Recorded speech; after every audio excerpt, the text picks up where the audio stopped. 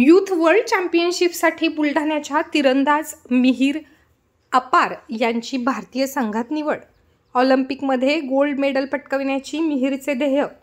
पुढील महिन्यात सिंगापूर येथे होणाऱ्या एशिया कप स्टेज 2 स्पर्धेसाठी ऑगस्टमध्ये कॅनडामध्ये होणाऱ्या यूथ वर्ल्ड चॅम्पियनशिप स्पर्धेसाठी बुलढाण्याचा तिरंदाज मिहिर अपार याची भारतीय संघामध्ये निवड करण्यात आली आहे।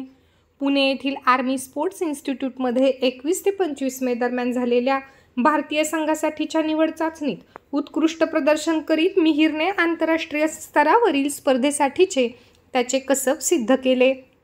त्यामुळे त्याची भारतीय संघात निवड झाली आहे। विशेष म्हणजे यापूर्वी 2022 मध्ये पोलंड येथे झालेल्या आंतरराष्ट्रीय स्पर्धेतही भारताचे प्रतिनिधित्व करत त्याने संघासाठी सुवर्ण पदक पटकावले होते।